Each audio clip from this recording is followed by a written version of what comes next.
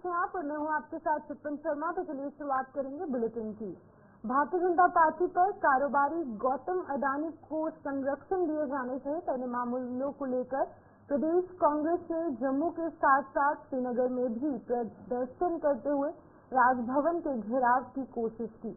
हालांकि दोनों जगहों पर पुलिस ने कांग्रेसियों की इस कोशिश पर पानी फेर दिया।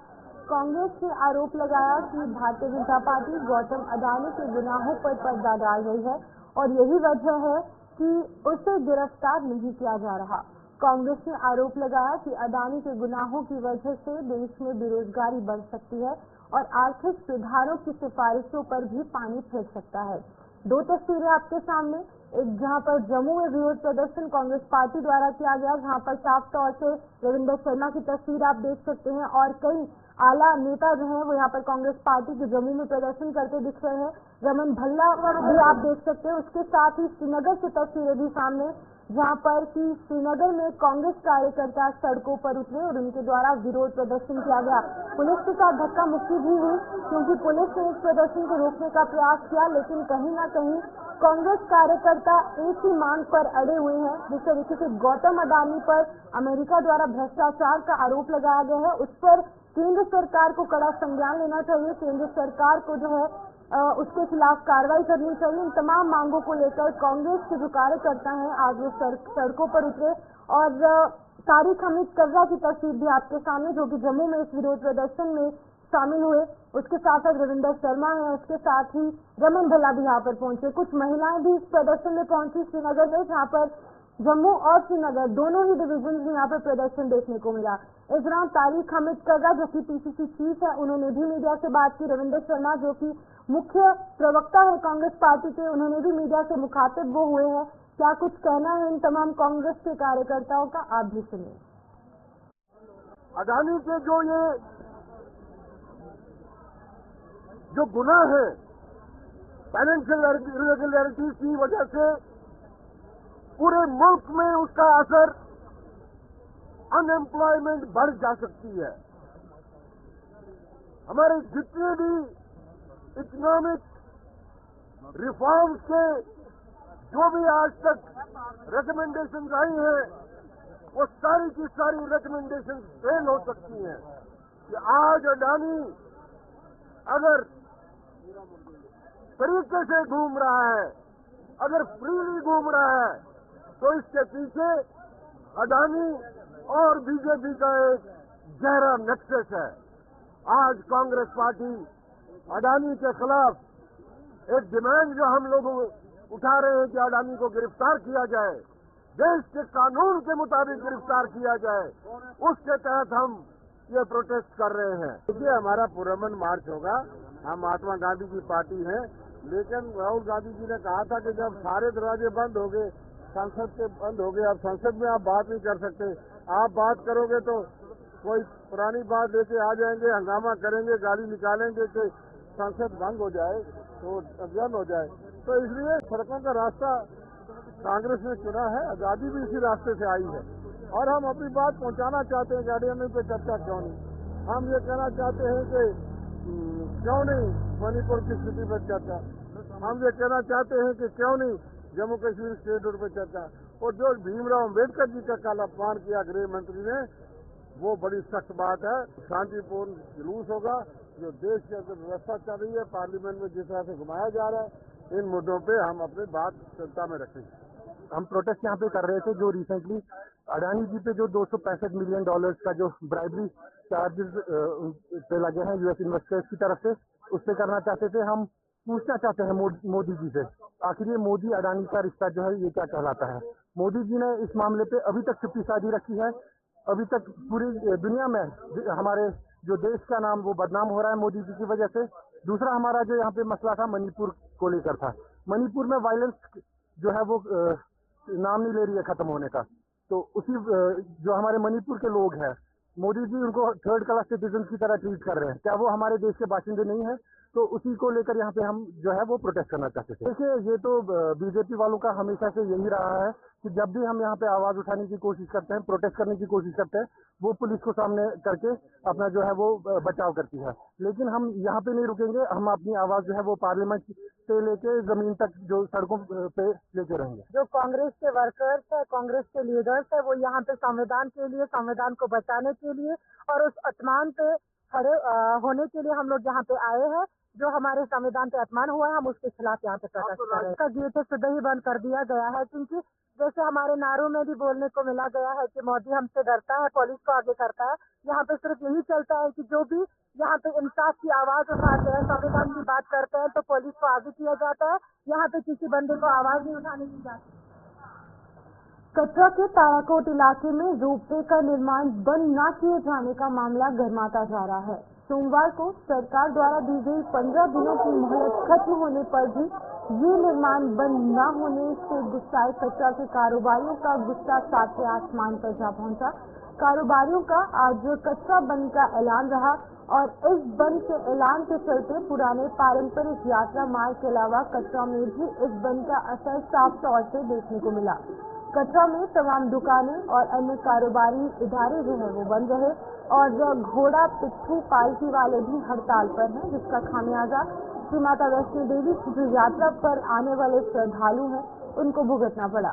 कटरा के कारोबारियों को बार एसोसिएशन और युवा राजपूत सभा सहित कई अन्य संगठनों का समर्थन मिल रहा है और ये सभी संगठन इस आंदोलन में शामिल हो चुके हैं।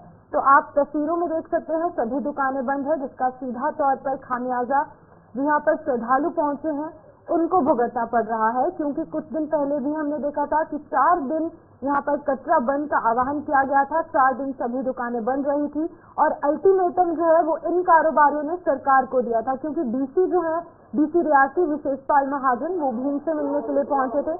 आश्वासन मिला था कि इस मुद्दे को हल करने का प्रयास जो है वो किया जाएगा। श्राइन बोर्ड से बातचीत की जाएगी और श्राइन बोर्ड को अपने फेवर में लेने की कोशिश की जाएगी, लेकिन ऐसा कुछ भी देखने को नहीं मिला। पुलिस बल भी वहां पर मौके पर मौजूद थी और इन प्रदर्शनकारियों को रोकने का प्रयास किया गया, लेकिन आप देख सकते हैं सैकड़ों की तादाद में जो कारोबारी हैं और साथ ही साथ बार एसोसिएशन और उसके साथ साथ युवा राजपूत सभा का समर्थन और कई ऐसे अन्य संगठन हैं जिनका समर्थन इन कटरा के दुकानदारों और कटरा के कारोबारियों को मिल रहा है। अब मुद्दा क्या है? मुद्दा यह है कि रोपवे जो है वो सीधा कटरा से लेकर भवन तक जाएगा, गुंडोला यहाँ पर लगाया जाएगा, रोपवे बनाया जाएगा, जिसकी वजह से इन कारोबारियों का जो कारोबार है, जो व्यापार है, उस पर खासा असर देखने को मिलेगा, जिसकी वजह से इन कारोबारियों में गुस्सा है। कारोबारियों ने आरोप भी लगाया है कि कहीं ना कहीं ये श्री माता वैष्णो देवी जैसे इतने पवित्र श्राइन के साथ उनकी आस्था के साथ भी खिलवाड़ हो रहा है।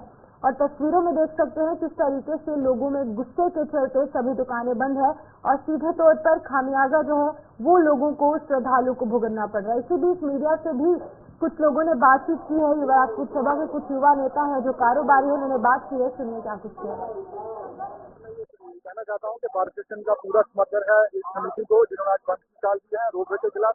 जो ये रोपवे ताराकोट से भवन के लिए लग रहा है, ये नहीं लगना चाहिए, क्योंकि ये टोटली हमारे ट्रेडिशनल जो मार्ग है वैष्णो देवी का, उसको कट ऑफ कर रहे हैं। कल को कोई यात्री आएगा तो हमारा प्राचीन रास्ता, उनको पूरी कहानी नहीं पता होगी माता वैष्णो देवी की।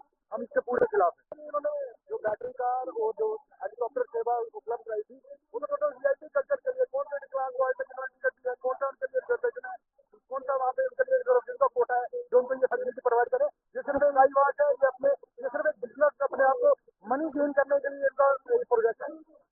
ये जो इन्होंने 3 साल से चल रहा है, सिर्फ आश्वासन पे आश्वासन, तरीक पे तरीक चल रही है। लेकिन ये जो कैंसर की बीमार रोपे लगा रहे हम लग रहे हैं, क्योंकि ये हिंदू आस्था के साथ खिलवाड़ हो रहा है। सीधा सीधा आप जैसे बाण गंगा, जहाँ पानी ठंडा, माता ने बाण मार के जगह पर रखी है, जहाँ से लोग उनके घर बच्चे लेके जाते हैं और घर में रखते हैं, पीते हैं, हजारों बीमारियां दूर होती हैं। प्राचीन मंदिर चन्न बादशाह आता है, वहाँ माता का चन्न है, ऐतिहासिक मंदिर है। गर्भजून गुफा की है, जहाँ माता ने 2 महीने गर्भ गुफा तपस्या की है। उस गुफा से दर्शन करने से यात्री की सारी परेशानियां दूर हो जाती हैं, जितने पाप किए खत्म हो जाते हैं। तो ये सारा कट करके वो एक रोपे लगा रहे हैं, हिंदू आस्था के साथ खिलवाड़ कर रहे हैं। ये हम खिलवाड़ नहीं होने देंगे, ये रोपे बिल्कुल नहीं लगने देंगे हम। आज आप देखें कितना हजारों की तादाद में लोग हैं, जहाँ से हर आदमी हमारा समर्थन कर रहा है और मुझे लगता है बच्चा बच्चा बाहर आएगा, हर पार्टियों के लोग बाहर आएंगे और सपोर्ट करेंगे। ये रोपे नहीं लगना। देखिए पहले बाद जो हमें 15 दिसंबर तक इन्होंने आश्वासन दिया था वो तो एकदम झूठा निकला है। इन्होंने बोला था काम बंद करेंगे, काम लगा हुआ था पहले। तो आज ये पूरी दुनिया जितना पर सैलाब उमड़ा है, जो सारे लोगों की आस्था के साथ खिलवाड़ नहीं होने चाहिए। देखिए आज पूरे भारतवर्ष में आप देखिए कहीं 2-2 साल पुरानी माता रानी जहाँ शिवजी भगवान की मूर्तियां निकल रही हैं, उधर खुशियां बनाई जा रही हैं। तो हमारे जो बाढ़ नेता जो अभी जो चल रहे हैं, जिनको भी पूछा जा रहा है, उनको इसराइल को खत्म कर रहे हैं, तो काफी गलत बात है। इसलिए ये पूरा चला उमड़ा है कि जो रोप है आस्था के साथ खिलवाड़ नहीं होने चाहिए, रोप पे नहीं लगने चाहिए। हाथ कट रहे लोग गाना पुछाना यूआरआई पुछावा कंधे कंधे कंधा बनाइए, ऐसे कंधा खोएगी चाहे जागा खा रही बारी हो वह जागा लाने बारी हो। आज पिछले लोगे हमेशा फ्रंट मूव रही है, इनके कहना साथ होते लोग कहेंगे लिखा बोल रही है, अंदर तमाशा नहीं देखे, क्योंकि सारा जमीन तक रहा जम्मू के लोग चक्का होगा, दोहरे का चक्का होगा, कटे भी खत्म करना चाहते हैं। अगर आज भी लोग कटे नहीं बोले तो फिर तुमने को पछताने के बाद कोई मौका नहीं है। आज अगर एक गंडोरा लगी है, इन्हें प्रयोगशाला जो बनाएगा तो कटे के लोग की जरिए गिनती है आज जम्मू का एरिया, लेकिन जिला बना दिया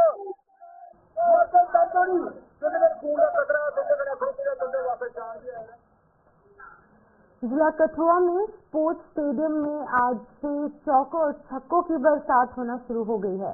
पिछले कुछ साल की तरह इस साल भी आज से पुलिस महकमे के उन वीरों की याद में क्रिकेट प्रतियोगिता आज से शुरुआत हो जाएगी, जिन्होंने अपना फर्ज निभाते हुए देश के लिए बलिदान दे दिया था। जम्मू के एडीजीपी आनंद जैन ने 13वीं police martyrs memorial north zone cricket tournament की शुरुआत करवाई और इसमें भाग ले रही सभी टीमों को अपनी शुभकामनाएं दी। एडीजीपी खुद इस मौके पर पहुंचे और यहाँ पर कुछ रंगारंग कार्यक्रम भी यहाँ पर प्रस्तुत किए गए और कठुआ के स्पोर्ट्स स्टेडियम में इस प्रतियोगिता का आगाज जो है वो आज से शुरू हो जाएगा और चौके और छक्कों की आवाज यहाँ पर गूंजती नजर आएंगी। और एडीजीपी यहाँ पर खुद पहुंचे थे और बताते चले कि 13वीं police martyrs memorial north zone cricket tournament की शुरुआत आज एडीजीपी जम्मू ने खुद करवाई है। क्या कुछ कह रहे हैं इस दौरान सुनिए। टूर्नामेंट का आयोजन नहीं बल्कि हमारे वीर शहीदों के बलिदान को सम्मान करने और युवा पीढ़ी को प्रेरणा देने के लिए भी एक मंच है। जम्मू कश्मीर पुलिस शहीदों के परिवार को बहुत सम्मान करती है, उनकी मदद में कोई भी कसर नहीं होती। इनमें शहीदों के परिवार के सदस्यों को एजुकेशन, पेंशन, ग्रेजुएटी, लाभ, सरकारी नौकरी के रूप में वित्तीय सहायता भी शामिल है। नरेगा योजना के तहत शहीद के बच्चों को पुलिस और स्कूल में मुफ्त शिक्षा और अन्य प्रकार के स्कॉलरशिप भी प्रदान की जाती है।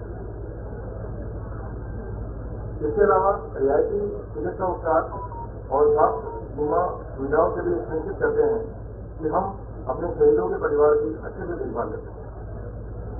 करता हूँ पिछले वर्ष भी मैं यहाँ था तो 12वां टूर्नामेंट भी मैंने देखा है और इस वर्ष जो जोश खरोच है और 12वें टूर्नामेंट से भी ज्यादा है। तो ये जो जोश खरोच है ये आपके हर साल की जो बढ़ोतरी है, हर साल जो पार्टिसिपेशन में इंक्रीज हुआ है, यह एक इंडिकेटर है कि ये हम एक बहुत बड़ा मंच है। और इस टूर्नामेंट के आयोजकों को मैं भारत और पाकिस्तान के बीच 1971 में हुए युद्ध के दौरान यहाँ पर दुश्मन के हर टांग को नेस्तनाबूद करने वाले शहीद सेकंड लेफ्टिनेंट अरुण क्षेत्रपाल को आज उनके शहीदी दिवस पर याद किया जा रहा है। जिला सांबा के वीर भूमि पार्क में सांबा सोशल क्लब सामाजिक संस्था ने शहीदी स्मारक पर आज उन्हें भावभीनी श्रद्धांजलि दी। शहीद को उनके भाई मुकेश क्षेत्रपाल, सांबा के विधायक सुरजीत सिंह सलाथिया, डीसी राजेश शर्मा और एसएसपी वीर मनोहर सहित अन्य लोगों ने अपने श्रद्धा सुमन यहाँ पर अर्पित किए और उनकी वीरता की गाथाओं को उजागर किया। आपको बता दें कि हाल ही में शहीद अरुण क्षेत्रपाल पर बन रही बॉलीवुड फिल्म 21 की शूटिंग भी जिला सांबा में ही हो रही है। इस दिन पर उनके भाई मुकेश क्षेत्रपाल जी जो जहां हर साल आते हैं वो भी आज उपस्थित थे इस समारोह में। हमने सब ने श्रद्धा के फूल और श्रद्धांजलि अर्पण की है अरुण क्षेत्रपाल जी को, जिन्होंने इस बसंतर में लड़ते हुए अपनी जान दी और सबसे बड़ा जो है परमवीर चक्र उनको मिला, मरणोपरांत, जो सबसे बड़ा हाईएस्ट अवार्ड है। और इस धरती पर उन्होंने अपने आप को पाकिस्तान के कई टैंकों को तबाह किया और लास्ट तक लड़ते रहे और अपनी जान दी। और 22 साल की उम्र में जो है उनको जो है इस जंग में अपने आप को शहीद हुए। तो उसी के सिलसिले में आज हम यहाँ इस साल में जो हर साल ये फंक्शन ऑर्गेनाइज किया जाता है श्रद्धांजलि का, उस समारोह में हमारे फौज और सिविल एडमिनिस्ट्रेशन के ऑफिसर और शहर के तमाम कारपोरेटर्स और सरपंच और डीडीसी मेंबर भी यहाँ पे उपस्थित। 53 ईयर्स लेकर उनकी यादाश्त में ये कर रहे हैं, तो ऐसा नाम हर बच्चा करने के योग्य है। और क्यों ना, अगर अरुण ऐसा नाम मतलब याद कर रहे हैं कि वो आज भी 21 साल है, वो मेरे से 1 साल बड़े थे, मैं 73 साल का हूँ, तो वो 74 साल के होते, पर आज भी अरुण 21 साल के है ना। तो ये उम्र की कोई बात नहीं होती है, आना नहीं होता। तो अगर वो उस यंग एज में ये कर चुके थे, तो मुझे पूरा भरोसा है कि उनकी जो मार्ग उन्होंने दिशा जो दिखाई है, तो बाकी लोग भी इससे प्रेरणा लेके उसी रास्ते में चलें, तो हमारे देश और हमारे युवा के लिए। आज ही के दिन साल 2003 में जिला राजौरी में आतंकियों से लोहा लेते हुए अपना बलिदान देने वाले जम्मू कश्मीर पुलिस के जवान ग्रेवाल सिंह को आज उनके 21वीं शहीदी दिवस पर याद किया जा रहा है। जम्मू के मिस्त्रीवाला इलाके में उनके शहीदी स्थल पर आज उन्हें भावभीनी श्रद्धांजलि दी गई। श्रद्धांजलि समारोह में शहीद के परिजनों के अलावा जम्मू नॉर्थ के विधायक श्यामलाल शर्मा और जम्मू के एसपी जोगेंद्र सिंह सहित पुलिस महकमे के अन्य अधिकारी भी शामिल हुए। की ओर से इनका नाम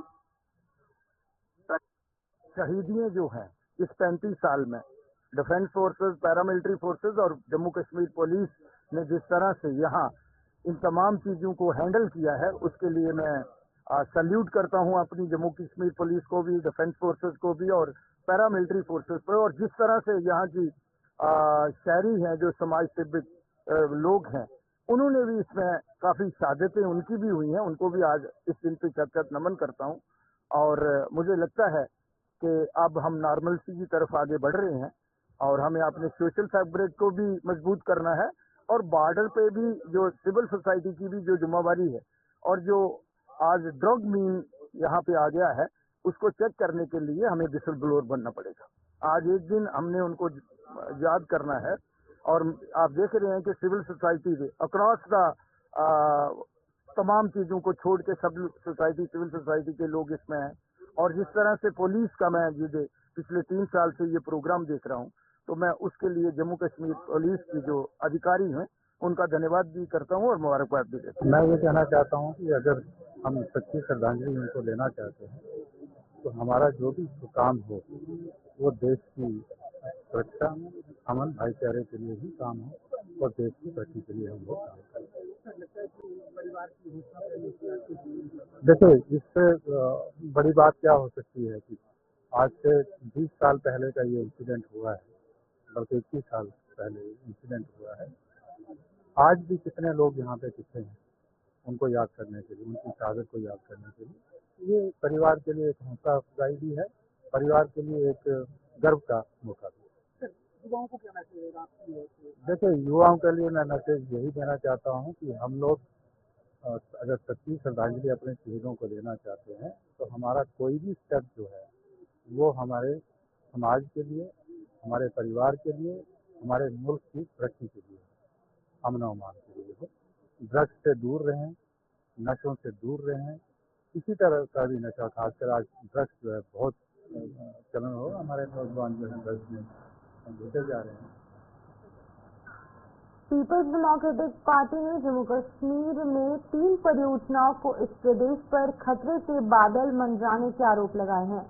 पीपल्स डेमोक्रेटिक पार्टी के मुताबिक जिला राजौरी बारामूला हाईवे प्रोजेक्ट, गलंदर से लेकर बारामूला तक लिंक रोड प्रोजेक्ट और जम्मू कश्मीर में रेलवे के विस्तार का हवाला देते हुए ये आशंका जताई है। पीपल्स डेमोक्रेटिक पार्टी की अध्यक्षा महबूबा मुफ्ती ने श्रीनगर में आज एक प्रेस कॉन्फ्रेंस की और इस प्रेस कॉन्फ्रेंस के दौरान उन्होंने बताया कि इन तीनों परियोजनाओं में लाखों कनाल जो कृषि योग्य भूमि है और जंगल तबाह होने का अंदेशा है। उन्होंने कहा कि जम्मू कश्मीर की जमीन और पर्यावरण की बर्बादी हो रही है और उत्तराखंड भी ऐसी ही तबाही का एक जीता जागता सबूत है, लिहाजा इस पर सरकार को विचार करना होगा।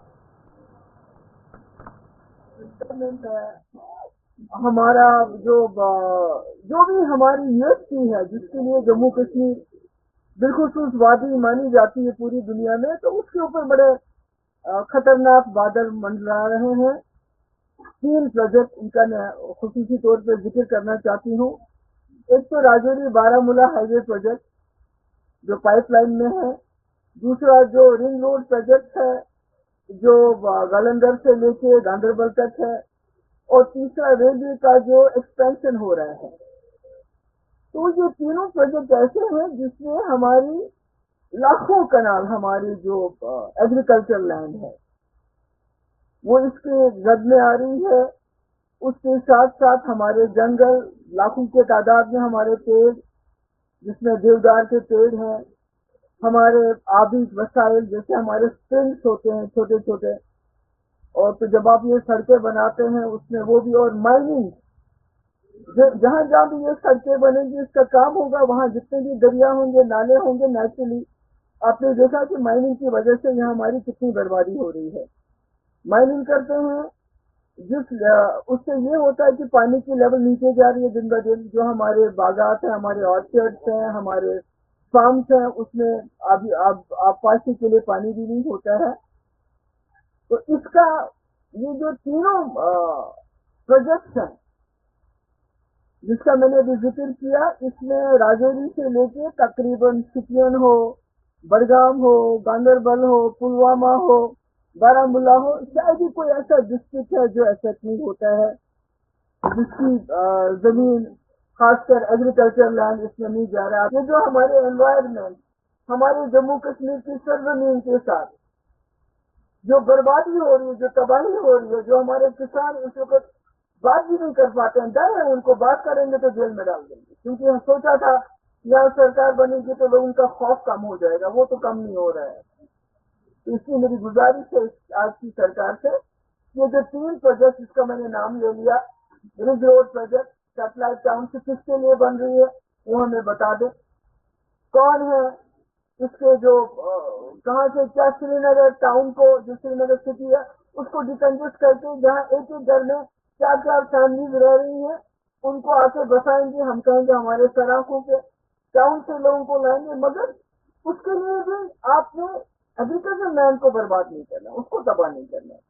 तो मैं चाहूंगी कि इसमें ये मुदाखलत करें और ये जो सड़कें बन रही है, चाहे राजौरी से बारामूला की हो, चाहे रिंग रोड हो, चाहे रेलवे हो, इसमें देखें कि इसमें हमारी कितनी तबाही, कितनी बर्बादी हो रही है। तो इसको रोकें, क्योंकि जो वो बचा सकते हैं उसको तो बचाएं, जो वो नहीं कर सकते उसकी हम उनसे तवक्का नहीं रख सकते हैं, मगर जो उनको करना चाहिए एज अ कश्मीर, यहाँ का रहने वाला, क्योंकि हमारा ऐसा यही है जम्मू कश्मीर का, हमारी हमारा एनवायरमेंट।